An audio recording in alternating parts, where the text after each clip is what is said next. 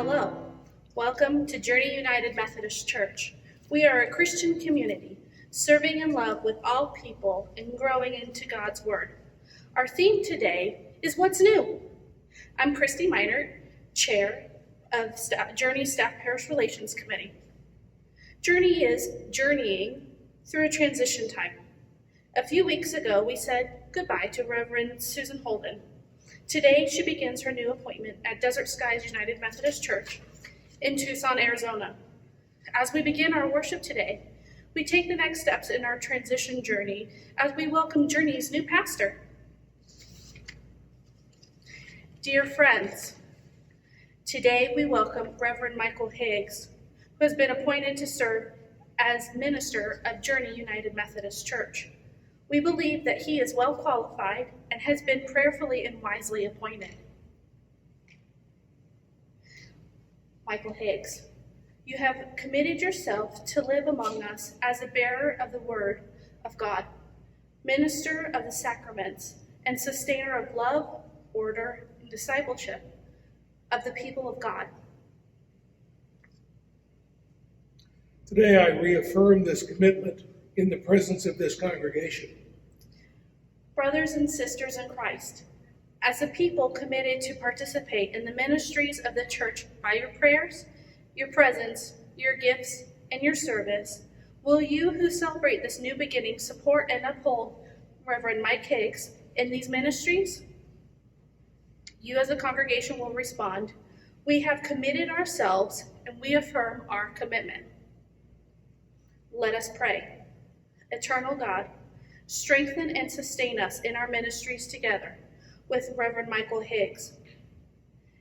Give him and us patience, courage, and wisdom so to care for one another and challenge one another, that together we may follow Jesus Christ, living together in love and offering our gifts and talents in your service through Jesus Christ our Lord. Amen. Let us pray.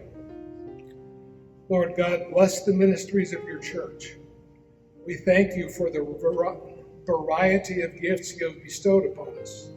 Draw us together in one spirit, that each of us may use our differing gifts as members of one body. May your word be proclaimed with faithfulness. May we be doers of your word and not hearers only. As we who have died and risen with Christ in baptism gather at his table and then scatter into the world, may we be one in service to others. In the name of Jesus Christ our Lord. Amen. The peace of the Lord be with you. Also with you. So, Pastor Mike, I want to give you this stole that has been with Journey since our very beginning. And now each pastor has passed it on to the next one. And so, on behalf of Journey, I want to present this to you as you are now our new pastor of Journey.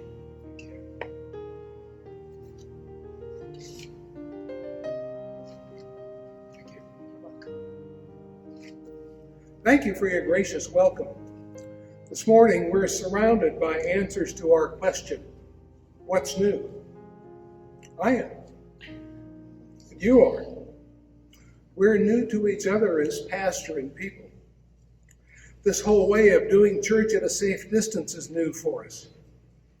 My technology learning curve continues to reach new heights. You're watching it climb as we talk together right now.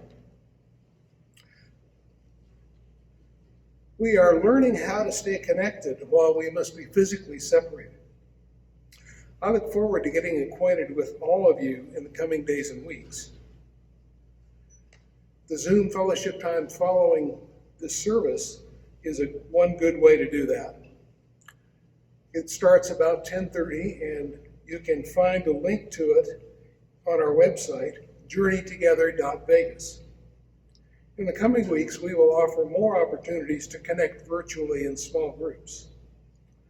We'll do our best to include folks who don't have access to the technology. Please let the church office know of folks you know who are in that category, or if you're in that category and you'd like to be included. We're doing our best not to miss anyone.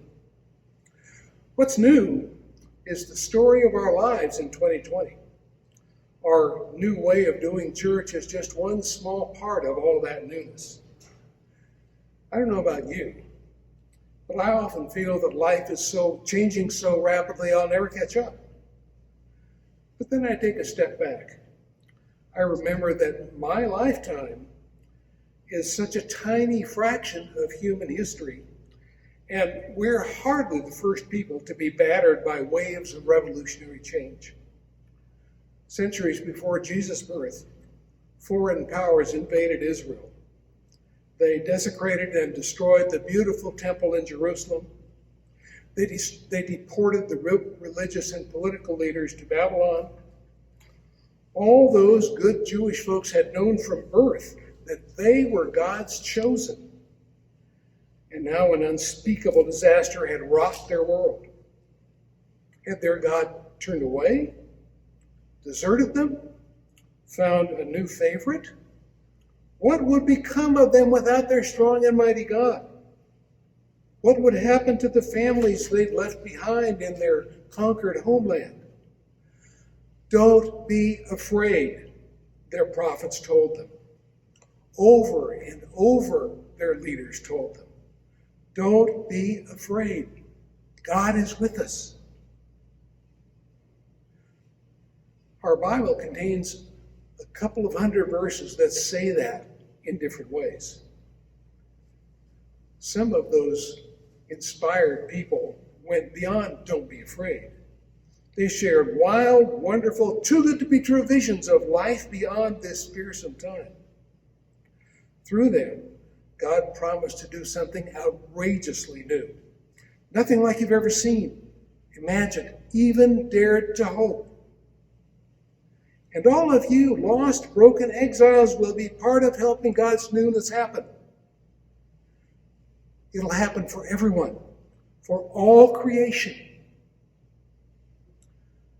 Brothers and sisters, we live in fearful, frightening times, but we are hardly the first.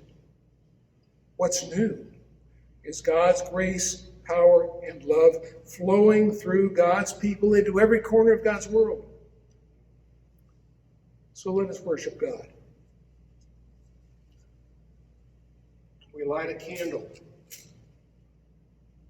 that reminds us of Christ, the light of the world. It doesn't take a lot of light to light up the darkness. Today we celebrate the Lord's Supper together. Ever since the church went virtual, theologians have been talking about whether we can really have communion electronically. My take on that is that we bring our best.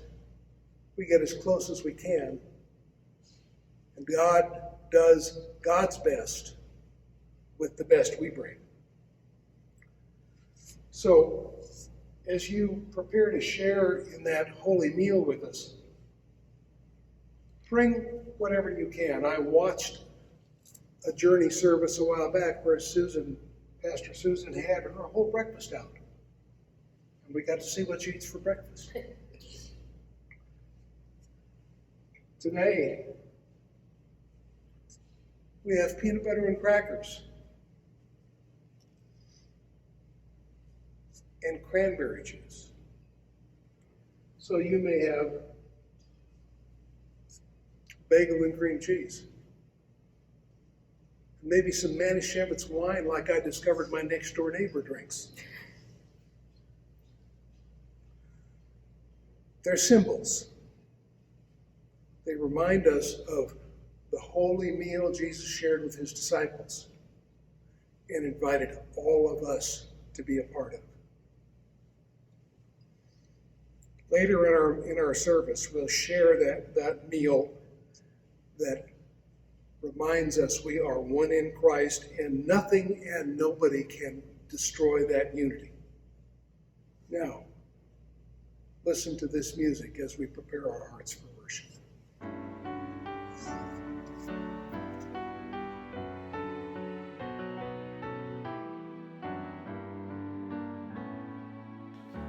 As we join to the call of worship, I would like to invite you to listen to the first line and speak to the second one, and your parts involved. We gather in the name of Jesus Christ. We come because God has called us to follow Jesus. We come to worship God in Jesus' name. We come to sing praise and bow down before God. Let us worship God in spirit and truth. This is the day of new beginnings, time to remember and move on, time to believe what love is bringing, laying to rest the pain that's gone. For by the life and death of Jesus, love's mighty Spirit now as then can make for us a world of difference as we can hope are born again.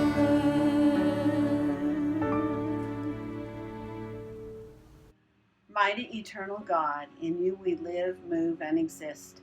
You have created us for yourself. Our hearts are restless until they find rest in you. Create in us pure hearts and clear purpose. Let no self-centered passion keep us from knowing your will, and no weakness from doing it. In your light may we see our life clearly. In your service may we find perfect freedom. Through Jesus Christ our Lord. Amen. The first scripture reading is from Isaiah 41, 8 through 10a, from the NRSV version.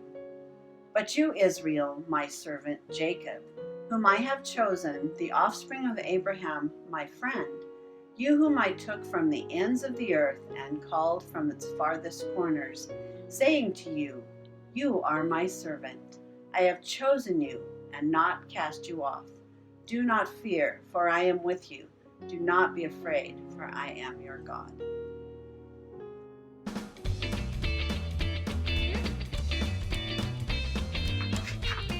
Hi everyone, welcome to Children's Time.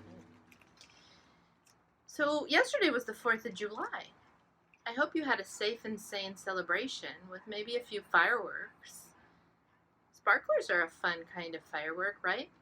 Well, the scriptures today from the book of Isaiah are talking about how God is about to do a new thing, something brand new that's bursting out, kind of like a sparkler. That's pretty exciting, right? We are ready here at Journey for God to work through us and experience newness as we welcome Pastor Mike. So, I brought this sparkler today, but I added a marshmallow onto it. That's new, right? Usually we just hold the sparkler and sort of wave it around. So let's watch and see what happens next.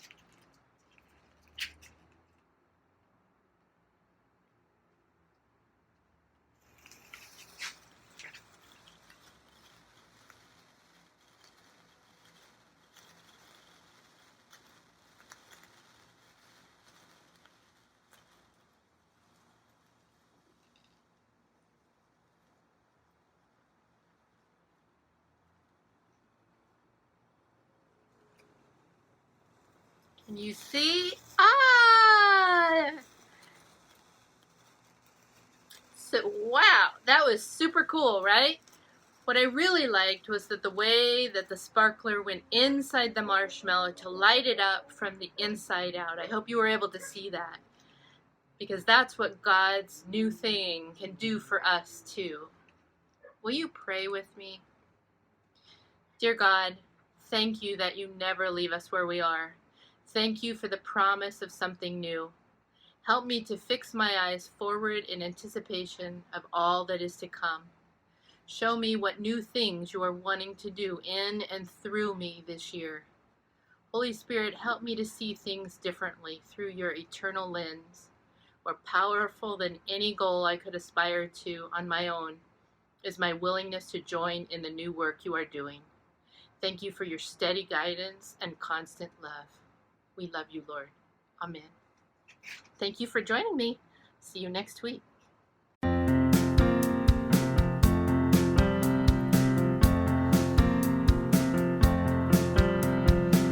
Strength will rise as we wait upon the Lord. We will wait upon the Lord. We will wait upon the Lord.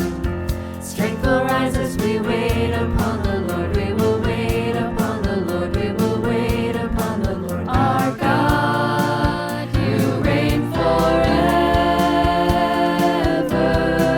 Our hope, our strong deliverer. You are the everlasting God, the everlasting God. You do not faint, you won't grow weary. You're the defender of the weak. You comfort those in need. You lift us up on wings like eagles. Strength will rise as we wait upon the Lord. We will wait upon the Lord. We will wait upon the Lord. Strength will rise as we wait upon the Lord. We will wait upon the Lord. We will wait upon the Lord. Our God, you reign forever. Our hope, our strong deliverer. You are the everlasting God, the everlasting God. You do not faint, you won't grow weary. You're the defender of the weak. You comfort those in need. You lift us up on wings like eagles.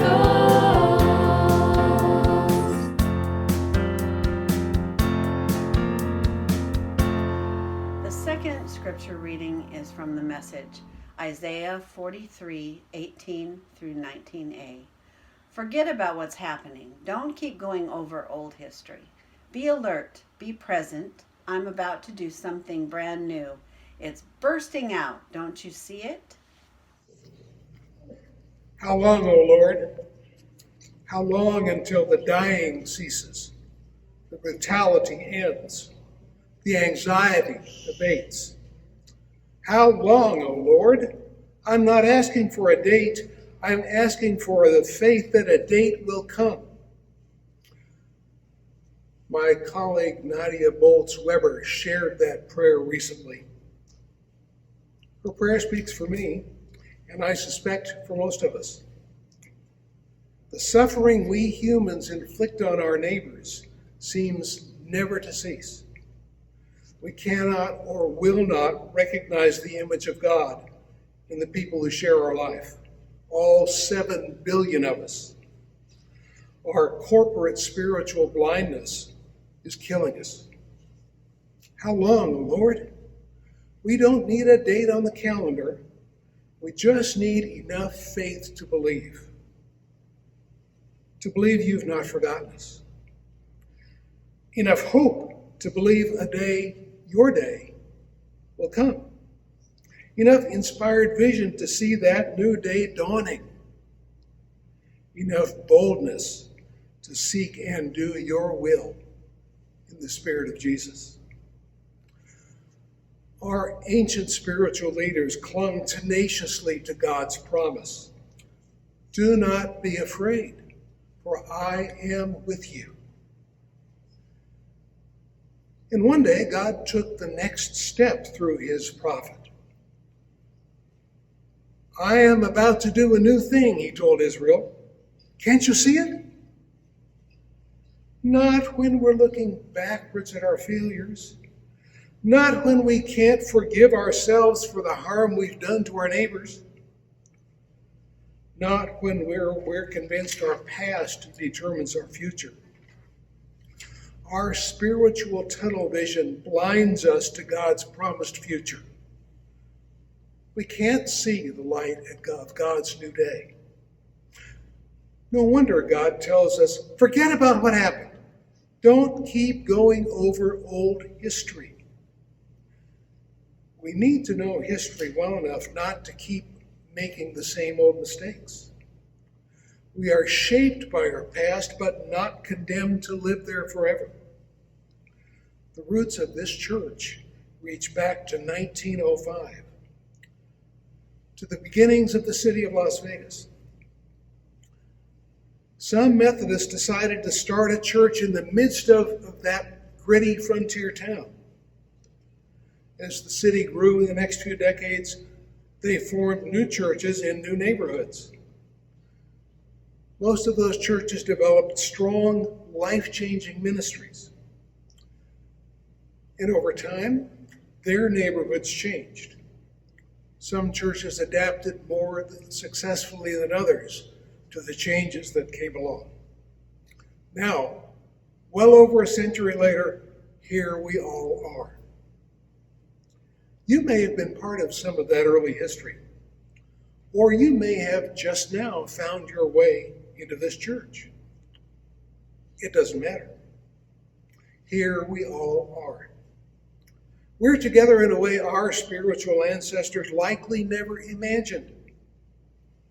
With them, we're doing our best to follow our risen Lord into a future we can't quite bring into focus. We find ourselves praying with my friend Nadia, "How long, O Lord?" I'm not asking for a date, just the faith that a date will come. Isaiah's prophecy haunts us. I'm about to do something brand new. Don't you see it? Not while we're focused on our less than great past and our fearful, fragile present. Late in the first century, some of Jesus' early followers developed their own case of spiritual tunnel vision. And they found themselves desperately praying Nadia's prayer, "How long, O Lord?" And their pastor offered them this inspired vision. "I saw heaven and earth new created," John wrote. "Gone the first heaven, gone the first earth, gone the sea. I saw holy Jerusalem, new created, descending resplendent out of heaven, as ready for God as a bride for her husband. I heard a voice thunder from the throne. Look, look, God has moved into the neighborhood, making his home with men and women. They're his people, he's their God. He'll wipe every tear from their eyes. Death is gone for good. Tears gone. Crying gone. Pain gone. All the first order of things gone." The enthroned continued, "Look, I'm making everything new. Write it all down. Each word dependable and accurate." This inspired vision really is too good to be true. Yet on this side of Easter, it's so good, it is true. God has moved into the neighborhood in Jesus of Nazareth. God wrapped limitless love in human flesh in order to live our lives alongside us. The good, the bad, the ugly, the ordinary. God's presence in every moment of life and every molecule of creation makes everything new. The holy meal we share today opens a window through which we can see this ultimate newness. You remember the beginning of this tradition. Jesus and his friends were sharing a Passover meal. Perhaps no one said it, but everyone knew that was clearly Jesus' last meal among his friends. During that ritual meal, Jesus took a piece of bread, said a blessing, broke the bread, and passed it around the table. "This is my body," he told them, "broken for you." Later, he took a cup of wine, said a blessing, passed the cup around the table. This is my blood, he said, the blood of the new covenant poured out for you and for all. Ever since then, somehow, as we share this little bit of bread and juice, or whatever you've chosen to use this morning, the newness touches us, transforms us, takes us outside ourselves. We remember how in Jesus God takes our brokenness upon himself and makes us whole and healed. We remember we are God's children created in God's image. Nothing and no one can ever take that from us. We don't know how it happens. We just live in the truth that it does. The words of a familiar song describe the transforming newness of this holy meal. One bread, one body, one Lord of all, one cup of blessing which we drink. And we, though many throughout the earth, we are one body in this new Lord. Amen.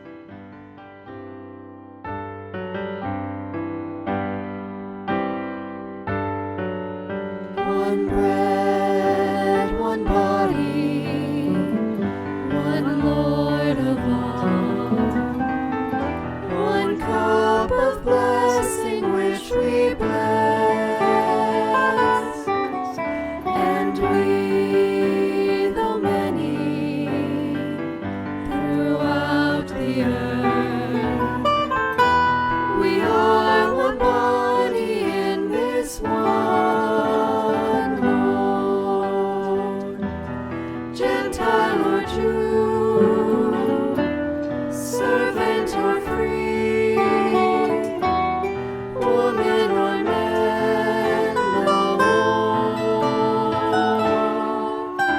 One bread, one body, one Lord of all, one cup of blessings which we bless,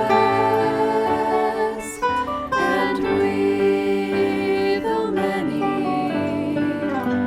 throughout the earth, we are one body in this one Lord.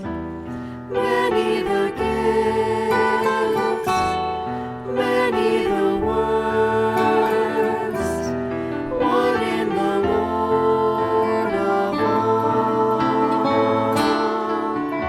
One bread, one body, one Lord of all, one cup of blessings which we bless, and we, though many, throughout the earth, we are one body in this one Lord.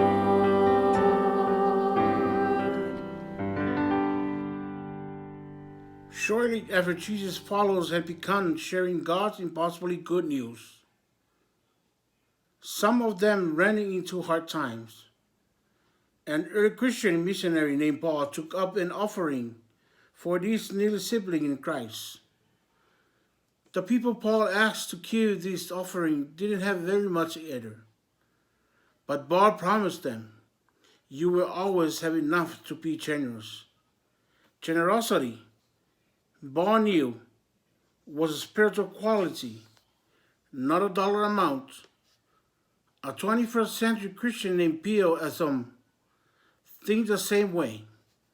God's gift, he says, always come to us on their way to someone else. Let us invite God's generosity to empower our giving today. And let our giving channel God's grace and power following through us to someone else who need the gift we have been given to share.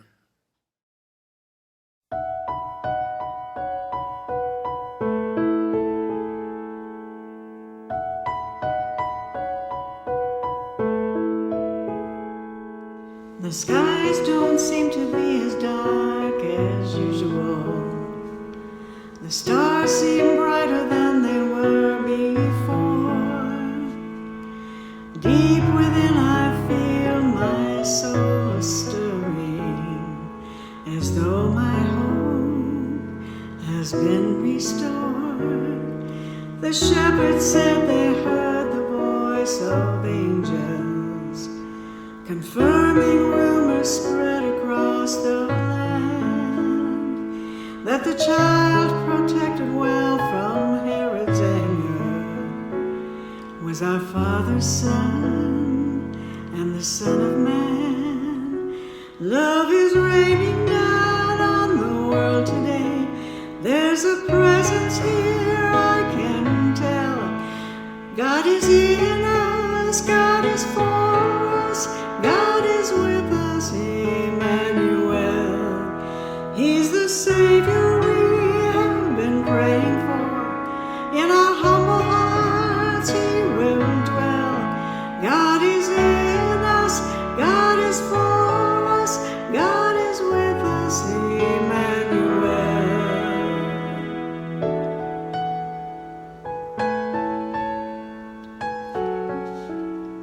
I feel compelled to tell all who will listen that peace on earth is not so out of reach. If we can find grace and mercy and forgiveness, He has come to save. He is all of these. Love is raining down on the world today. There's a presence here, I can tell. God is in us, God is for us, God is with us, Emmanuel. He's the Savior we have been praying for. In our humble hearts He will dwell. God is with us, God is for us, God is with us,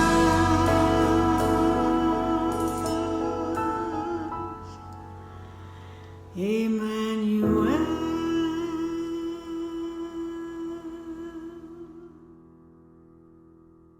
Let us pray. Your abundant generosity floods our lives with goodness and love. Thank you for giving us enough to be generous with this offering, and as we live our lives this week. With our gifts, we offer all we know of ourselves to all we know of you, Holy God. Surprise us with the newness and life that flows from these gifts, and we offer you today in the name of Jesus. Amen. Christ is alive and goes before us to show and share what love can do. This is a day of new beginnings. Our God is making all things new. In faith we'll gather round the table to taste and share what love can do. This is a day of new beginnings. Our God is making all things new.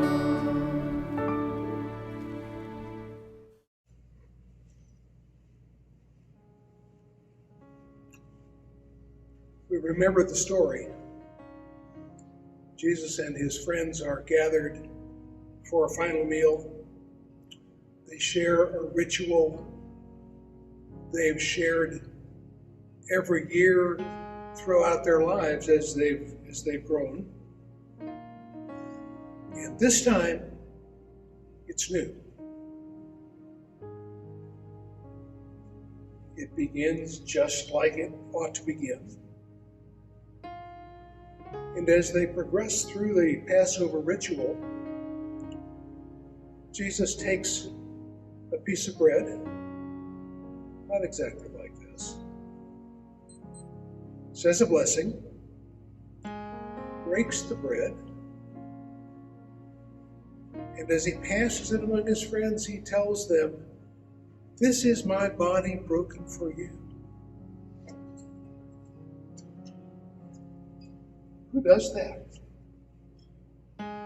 Offers their body to be broken on behalf of their friends, let alone the world. His simple words give the tradition a whole new meaning.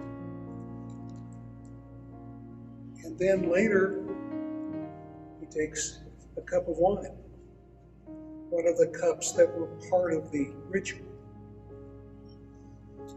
And he says the blessing,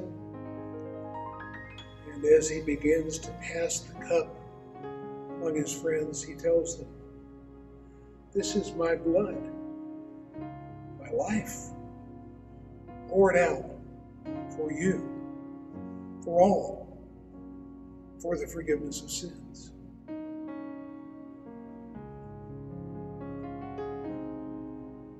And ever since that first meal, Jesus' followers have shared the meal in all sorts of different settings, always recalling the surprising newness that Jesus poured into that old tradition, always wondering at the way these symbols of brokenness and sacrifice become symbols of freedom and wholeness in life. Take a moment now to take the bread and the cup or whatever it is that you have at your table now to feast and to wonder at the newness that God has done in us and wants to do through us. Let us pray. Thank you, God, for this holy meal. As you've given yourself for us, send us forth in the power of your Spirit to give ourselves for our neighbors in the Spirit of Jesus. Send us forth filled with the newness and the wonder of your self-emptying love. In Jesus' name we pray. Amen. And now go forth as bearers of God's life-changing newness. Go and spread the good news. God, who created us, loves us just as we are. The good news seems too good to be true, but it is true. And that is the best news of all. Go in the peace and power of God who makes everything new. Amen.